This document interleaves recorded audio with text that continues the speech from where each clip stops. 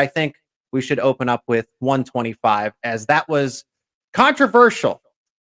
Joe, I don't know how many people, how many Penn State fans and spectators are going to like me saying this, the Vinny Kilkeary versus Braeden Davis match, but I don't know that the refs got that call correct.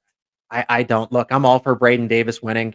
I support Penn State sports just as much as the next guy, of course. That's why I host this show here. But I don't know that the refs got it right. And I was sitting back saying, man, Ohio State's going to open up this duel with a nice win from Vinny Kilkeary, who wasn't exactly the anticipated starter. And I've watched him, so I covered high school wrestling and saw him, and he's from Pennsylvania. And he's very talented. So for him to go toe-to-toe with Braeden Davis like that was already impressive, but he got robbed of a victory, I think. But it went in Penn State's favor. But you saw it too, and we went back and forth a little bit. You agree that it's a takedown. Yeah, absolutely, Zach. And you mentioned Penn State fans not liking it. I think they'll be just fine with you saying it, at least based on the Facebook comments I read for our article on it for Nittany Sports Now. I'll have to check to see what the update is, but there were 28 comments, and I didn't see one of the 28 comments that said that the officials got it right, because okay, it's universally agreed, I think, and Twitter backs this up too, that was just a botch. And for whatever reason, Andy Stein, who was at Rec Hall for this meet, Andy Stein tweeted that it's very hard to get something overturned in wrestling, and I think there's substance to that based on, because watching it in real time, it looked like it was a takedown. And then did Ohio State, I don't think Tom Ryan even had to throw a challenge brick for that. I think that just went to review, and everybody was expecting, I think, it to be awarded the other way and for Ohio State to get that win. But it didn't happen that way. And with all due respect to Penn State and Braeden Davis, they got away with one there. I don't think there's any doubt about it. Yeah, and Kilkeary gave it his all. I mean, that's a return home, essentially. He's not too far from Penn State. He's from Greater Latrobe. Again, I watched this kid dominate at the Pennsylvania high school level when I was covering high school wrestling and seeing it at regional, seeing it at states. And it's just like, man, he's going to be something special wherever he ends up. No room at Penn State because, hey, look, Braeden Davis is right here. I'm thinking that, in the case of home mat advantage or whatever you want to call it here, I mean, Kilkeary's coming in with this underdog mentality, right? He's coming and saying like, hey, I'm returning to Pennsylvania. Who knows if he was overlooked for Penn State? Maybe he picked Ohio State before the Nittany Lions and Cale Sanderson. That's not, I don't know that for sure. But this is definitely that, like, I got nothing to lose mentality. I also look at it, you shouldn't be trying to get that match winning, that bout winning takedown with 10 seconds to go. And that's, Braeden Davis is playing some good defense there. But if you're going to wait that long to go for the shot, I don't want to say you deserve to lose, but you kind of set yourself up for that situation to put it to the discretion of the refs.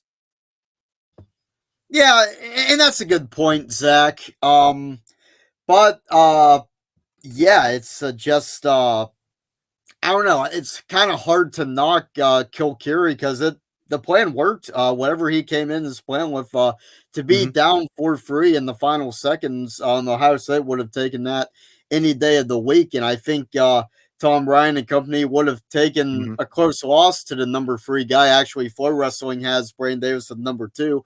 A close loss to that guy for an unranked freshman, that's something you take any day of the week. But the way that it went down, it's kind of hard to be encouraged. And I'm sure Saturday, Sunday, they're going to say it a different way when kind of the heat wears off from it. But with it happening that way, it's kind of hard. That overshadows, I think, from Ohio State's end, just how good Kilkeary was, because both him and another PA guy, Rocco Welsh, later on against Mighty Carter Starachi, he held his own with him. I don't think anybody thought Welsh, who was from Waynesburg, where I went to college. He did not go to Waynesburg University, but he is from Waynesburg and went to Waynesburg Central High School, great wrestling powerhouse. And he really, that's one of the tougher matches Carter's had in quite some time. So yeah, the 28-9 score kind of looks dominant, but Ohio State, I think Ohio State made Penn State look human, and I don't know if any team has done that